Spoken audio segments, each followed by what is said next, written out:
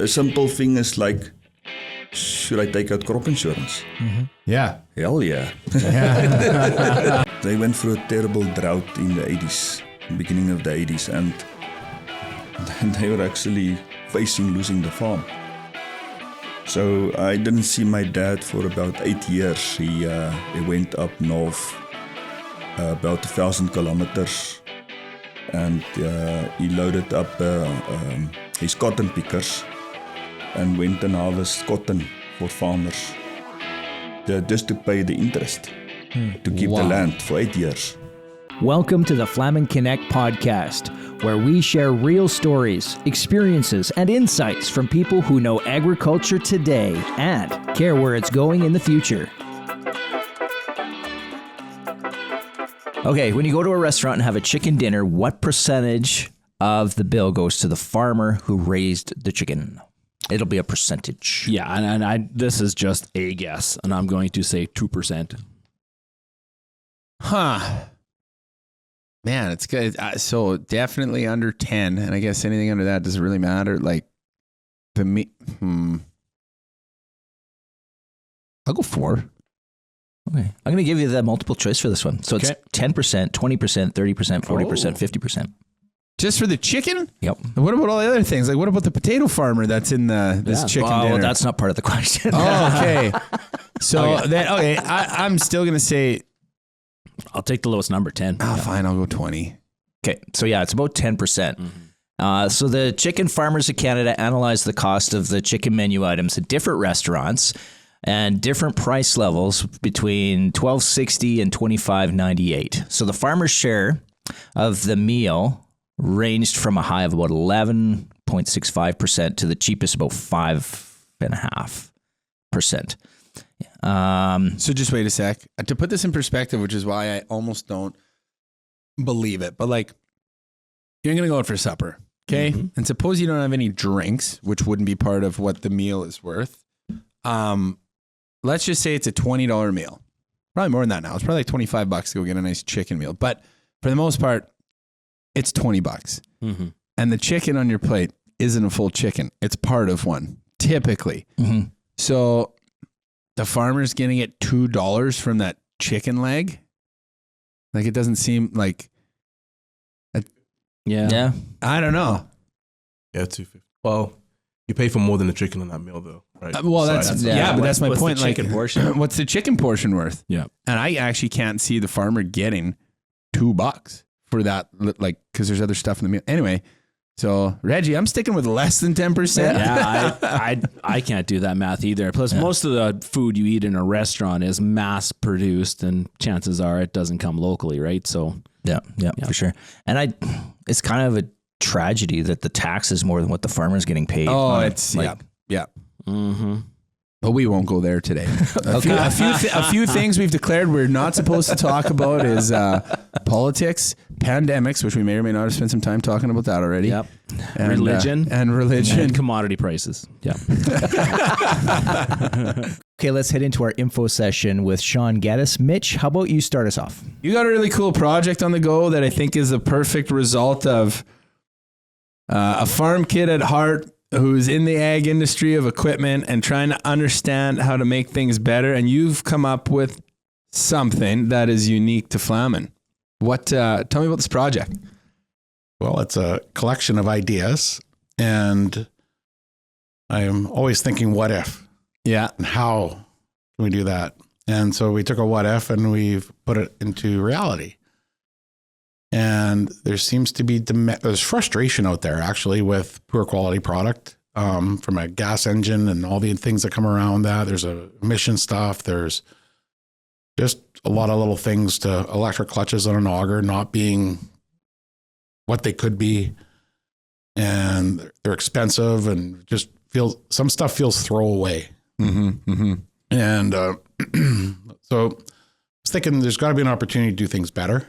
Mm-hmm. Make it better, create a better experience, and then build around that to innovate. Mm-hmm. So one thing we've done is we've taken a proven platform of the Meridian loadout auger, the 10-inch and the 12-inch. And we had a look at that. And so farmers are often frustrated with gas engines whether it's a carb or an EFI. And I don't know. There's probably some point when a guy just wants to take a sledgehammer to it, Yeah. you know, out of frustration. So, but I do know that diesel engines are more efficient in delivering power. They run smoother. They start better in the cold with the right treatments such as a block heater or preheating. And their life cycle is many times longer than a gas engine. And then with a diesel, there's also some opportunities to manage how you drive it. So what we've done is, through just a little bit of market research, checking the market out, we found a solution with the HOTS diesel. It's actually a world-renowned engine, like Yanmar or Kubota. Where's it from? They're from Germany. Yeah. Okay. And they're really common in generators and whatnot. Our friends at Jaguar are using them, and they've been good. And you say it's HOTS? How do you spell it? HATZ. Okay. So anyway, so we thought, okay, we can take this and we put this on an auger. So just on a basic load-out auger, there's a hydraulic pump drive, which means from the PTO end of the engine, there's a belt that goes and drives the hydraulic pump. Okay, well, that's kind of goofy and finicky, and means a lot of farmers are probably familiar with an 855 Cummins with the accessory drive on it. And if you had an old Steiger or Versatile and you needed more hydraulic capacity, there's a company you could buy an add-on pump that ran off the front gear train, accessory drive on the engine. So then you basically had additional hydraulic power. How do you know that? Just from being a farm kid and knowing that was a thing? Yeah, my old man did that. Yeah, on one, okay, and that's just, you know what I mean? I knew from my old dealership days and whatnot. So anyway, then I seen that HOTS actually has an accessory drive option. Okay, this is cool. So that would mean that we can take all that drive apparatus and bracketry off and that belt and actually mount the pump onto the accessory drive of the engine, driving off the gear train on the front. So just more efficient, less things and parts and less stuff.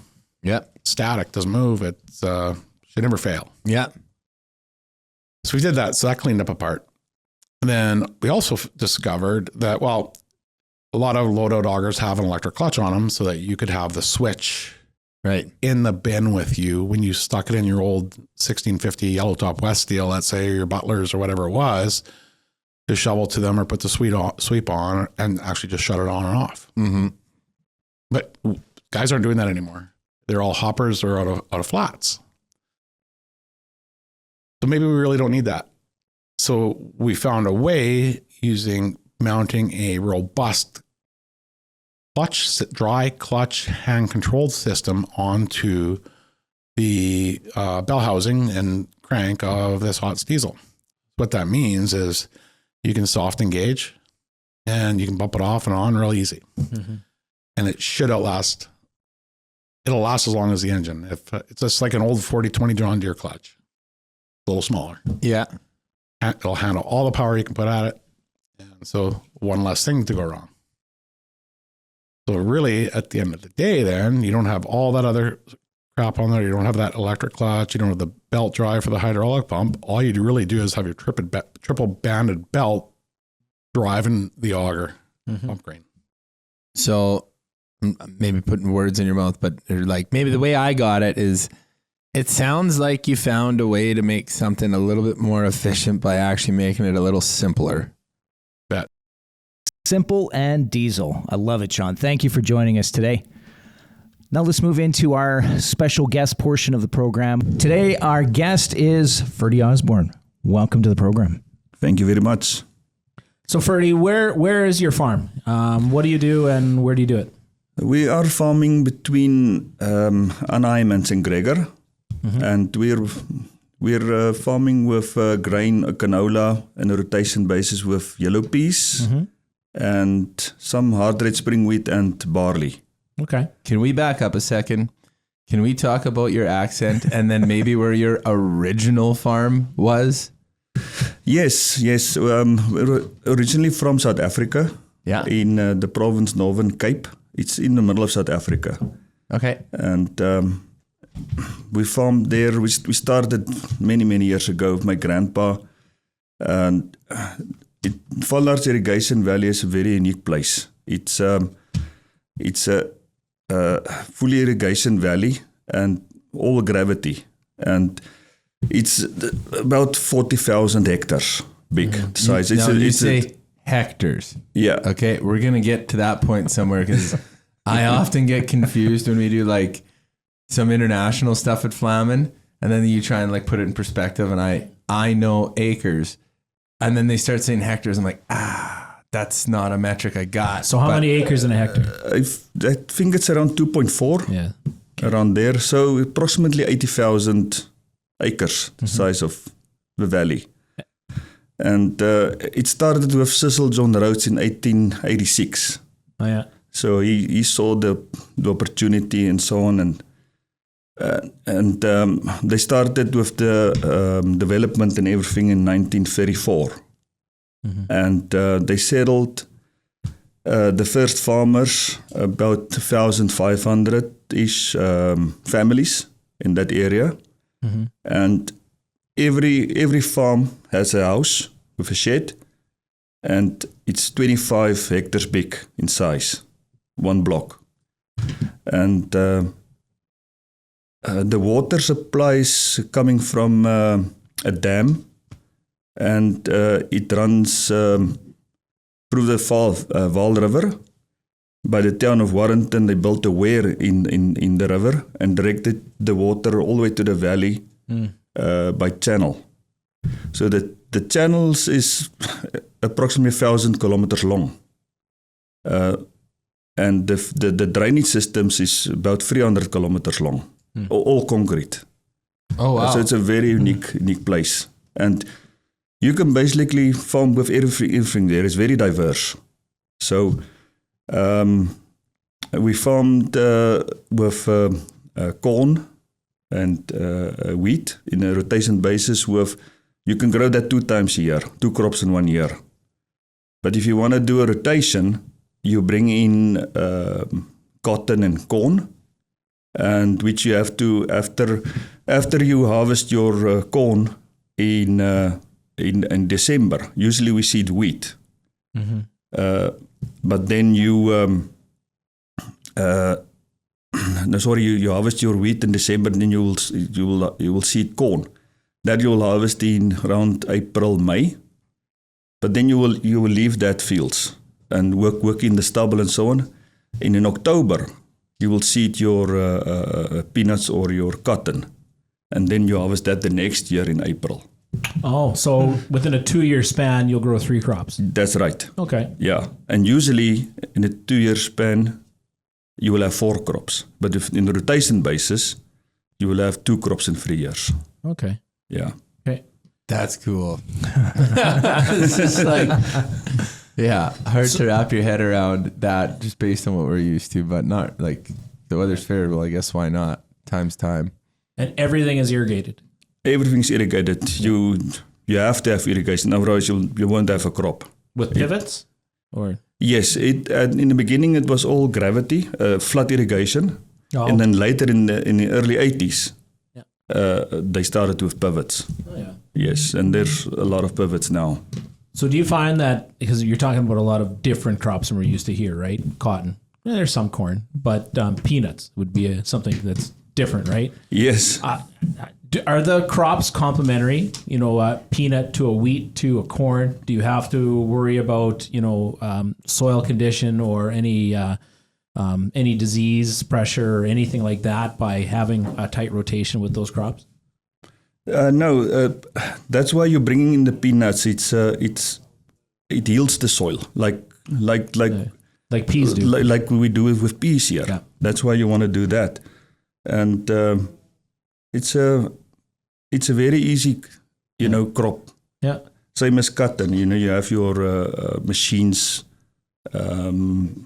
digging out of the ground and throw it in lines, and then you wait till it dry, and then you come with your harvester and harvest your peanuts. Same with your cotton. We have cotton pickers. But you have to be set up for that type of farming. Well, that's what I mean. You need a combine for your grains or your wheat or your corn. Mm-hmm. But then you need a cotton picker, which is a different machine. All different machine. And you need I'm assuming some sort of machine will harvest peanuts. Yes. And they grow up out of the soil, or do they grow in the soil? The peanuts grow in the soil. In the soil, That's like why, a potato. like potato. That's why you have the similar machine that digs out the potatoes. Yeah. It's very similar to the peanut machine Oh yeah. that digs it out and throw it in a row on top of the soil and leave it for to dry. How would you explain the biggest difference between farming, well, I'll say back home for you, but to Canada to back home? The biggest difference, I would say, is definitely the climate. It's, we don't have winters like here. We also grow crops through the winter there, you know. Mm-hmm. And that was a big difference. And also then it was hard to get used to not to irrigate, you know. And You spend a lot of time looking up. and it is really something to get used to, because you have to order your water. You know, you're on a schedule. Right. And every week before first day at 1:00, you have to have your order in. You write it on a piece of paper, and at the end of every street there's a mailbox. So you throw your paper in that mailbox, and then the water guy will come and collect that, and from Monday you will get your water. And So that canal is always full, but you're only allowed to pull from it at certain times. So you That's right. essentially are given a license to pull water. Is it a time, or is it Yes. a gallon? no, it's a time. It's a time. It's a time. You can pour as much water within that time. It starts at say for instance you have Monday water. You can ask Monday day and night. So then it starts at 7:00 in the morning. You open your gate at a certain mark, and then the next morning, Tuesday morning, at 7 you have to close it. That's a 24-hour period. But you're allowed to 72 hours per week, but you have to share the schedule with other farmers also in line in the street. Because everyone can't draw at the same time. No. So and then the water goes into your dams, and you'll pull it out of your dam the way you irrigate, or it will be with pivot, or when it's flood irrigation, you open the valve, and it runs out of the dam into the furrows to your fields. So just so I can wrap my head around the size, did you say earlier there's it was divvied up into 25 hectare sections? Yes. So is that how much land you farmed, or is it different? That's just how it started. No, that's just how it started. Right. Okay. And then farmers buy out, neighbors. Yeah. And they put, there's sections together and put up bigger pivots and so on. Okay. Similar to how it was homesteaded here. Very much the same. Yeah. Very much the same. Yeah. So so how long have you been in Canada for? It's 12 years now. 12 years. Yeah. Okay. So when you moved, let's go with hectares. How many hectares were you harvesting when you moved? We harvested around 1,000 hectares. Sorry, say 1,000 or 2,000? 1,000 1,000 hectares. So 2,000. 400 acres about. Yeah. Okay, cool. And is that a big farm there? Is that pretty average? It is up there. Yeah. Okay. For irrigation. Yes. Yes. Average irrigation farm will be 500 hectares. Yep. And a small farmer will be 100 to 200 hectares. Do you store your product on farm and then sell it or market it as you see fit, or is it more of you sell to a co-op or a board, or how does that work there? We don't have to store grain on farm. Okay. We only did it because when there's big lineups, at the elevator, we just drive into our big sheds and tip trailers, dump it, and just to let the combines keep going, eh? Yeah. But in general, you don't have to store grain. There's always movement. You don't have to book grain. You just show up. You just show up, and you don't even have to sell it. When you show up, you can deliver it. You just have to sell it to that company later on. You cannot sell it to a different company, but you can just show up, deliver it, and sell it later. Yep. But to that company for a better price at no charge. They don't charge you for storage. There must be a time delay on that, or you can only store it for so long, or how does that work with the company? Yes, you can store it in 5 months. Okay. Yeah. Okay. Yeah, before the next crop. Because every 6 months there's a crop. How far away from elevator were you guys? We were about 8 kilometers. Okay. The furthest were 8, Yeah. and between 6 and 8 years. So Interesting. It's very, very close. if you didn't store on farm, as you harvested, did you take a wagon then to the elevator, or how does that movement of grain go? Where did you put it? Where to the elevator? Yeah, so right to okay. Yes. We will take it with a tractor and trailer, Yeah. and most of the times we organize trucking, especially of corn. It's very bulky. Mm-hmm. So the grain elevators will throw in a package, price with freight. You grain price, contracts with freight. Right. So then they will move the grain off combine. Yeah. With corn, we usually fill around 14 super bees Okay. a day at the field. Yep. While we're combining. So would you have to dry down the corn? No. No, you just sell it to the what? You do the No. math on the logistics of this is so different than how we do things here. Yeah. I mean, whatever, you can still haul straight to the elevator, but I'm trying to wrap my head around what it looks like to not store grain, to not throw it in a grain bag, to not put it in a grain bin. Like Flaman wouldn't exist there. It's not a thing. Yeah. I want to know then why Canada? Like what happened, 12 years ago where it's like, we should go farming somewhere else where you have to store your grain and put it in. How did that all go? Let's cut it down to one crop a year. Yeah. Yeah. I pray for rain. That is quite interesting. Yeah. Well, with the things we're heading in South Africa, with the politics, and we knew that we have to do something. Mm-hmm. With the uncertainty of land grab and without compensation, and you can lose your land and so on. How? And When you say you could lose your land, how? Like what would be an example? Government take it. Like corruption style stuff or? Yes, like what happened in Zimbabwe. Yeah. Yeah. So we were worried that, and there was, that's all every day in the news, constantly that they want to take your land and they're going to, and so on. And also you could see the infrastructure, like power outages, electricity, load shedding. That's when you have to, they cut you off every day. Like you get it scheduled on your telephone, say for instance, stage 4 or 6 load shedding. Then it's 2 hours on, 2 hours off, 4 times a day. That kind of, it's tough to irrigate and to grow a crop if you don't have power. This is as recent as 12 years ago? Yeah. Wow. So between safety, unsurety of your income or your business, the potential that part of that is your land could go away. How long were you thinking about making a move? And was there something that made you say, okay, we have to do this? Yes, we started in 2008 to decide. We were thinking about Australia at first, but it's very difficult to get in there. And we heard about Saskatchewan, Canada.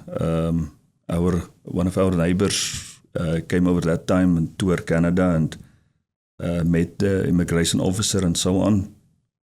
So yeah, that's how I started to get knowledge about Saskatchewan. And I worked in North Dakota after high school, after graduation in 1996.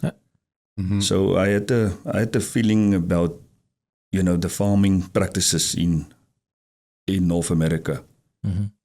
So yeah, that's how it started. Do you remember the day you flew here? Yes. What was that like when you landed for the first time? it was very nice. I thought, hell, it looks just like America. It's just the vehicles are the same and and the buildings are the same and everything is the same. It feels like North Dakota. Yeah. But the people are better. The people are better, and and I remember I was feeling very safe. You know, we didn't lock the doors of the cars, nothing.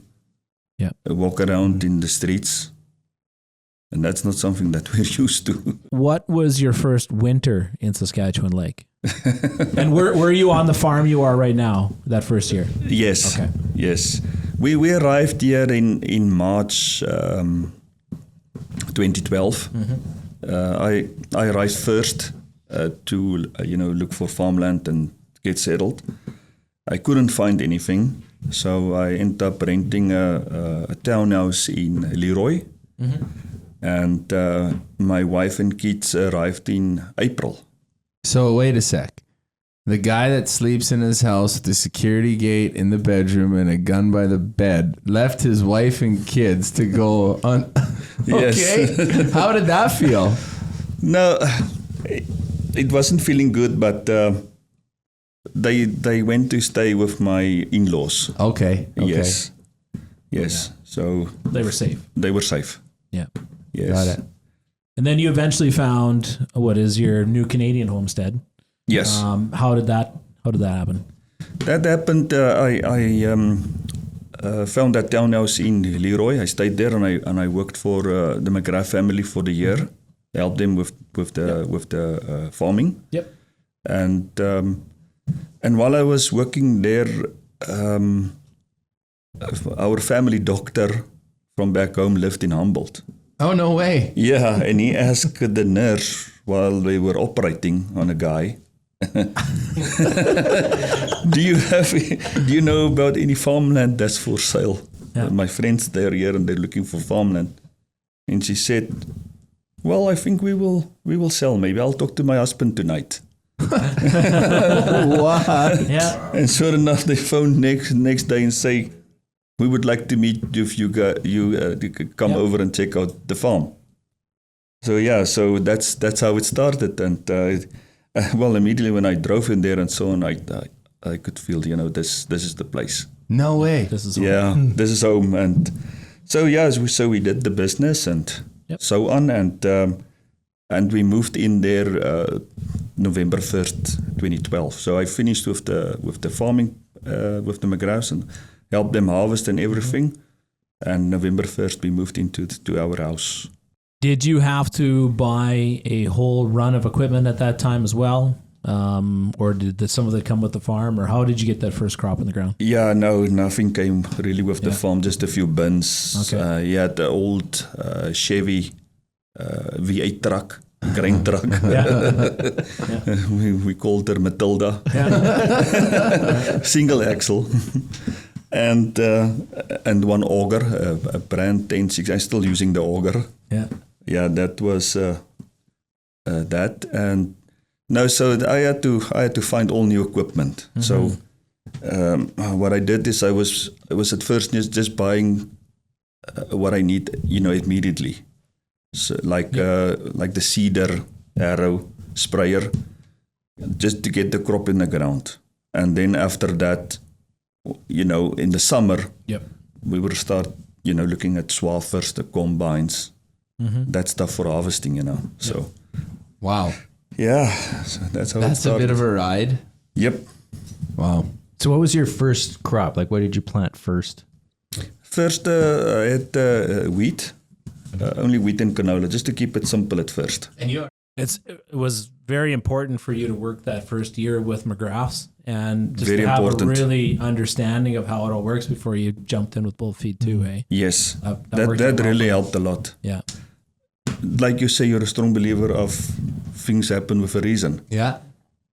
Disappointing, we can't get land, we can't seed, but that was a reason for that. Yeah. I need to get my feet first, and I learned so much with the McGraths. Yeah. It's unbelievable. And even I'm still running the sprayer. Oh, yeah. For instance, I spray with that sprayer, and they trade it off for a new one. And I bought that sprayer, so that was very nice, familiar Yeah. to use that same sprayer to take it over. Yeah.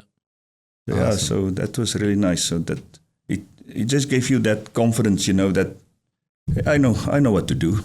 I'd seen that it come back, all that experience we built up at their farm. It's tough for us to fathom what you guys have gone through to get the operation that you have. And I think your kids really appreciate the sacrifice that you guys have made. Rudy has talked about it immensely. He's got a lot of respect for you. Talk about where you see the future for your kids now versus how you saw the future in South Africa. Yes, I personally think that there's so much opportunities here, in the workplace. It's unreal. And I'm very, very glad that we made that sacrifice to come here. And one of the reasons was for the kids, that we want a future for them. And in South Africa, it's very difficult to find a job. Even if you have qualifications, it's not easy. Do you believe we're just at the forefront of a lot more people coming to do what you've done? Or do you feel like a lot of the people have already made the move? No, there's lots more. There's lots more. Yeah. Yes. Saskatchewan is a viable option for many of them. Yes. Yep. Yes. No, there's definitely a lot more. There's a friend of mine. He will be here in August. Yeah, and I constantly get people phoning me, texting me. They need information. How can they start? No, there is. You're the senior guy now. You've been here for over a decade, so you're that. You think back to you coming here and getting a townhouse and trying to figure it out, and that's right. You're now established in the community, so to speak, or in the industry, I guess. Yes. You have knowledge to offer the people that are literally going down the same road you went down. Yeah, and I can direct them on the right path because I went through it, and I with experience, I did it, and I know. So a simple thing is like, should I take out crop insurance? Yeah. Hell yeah. Yeah. At first I thought, no, it's a waste of money, when I started here. Yeah. And I wanted to quit it, but luckily I didn't. In 2021, I realized they paid more out than all my premiums.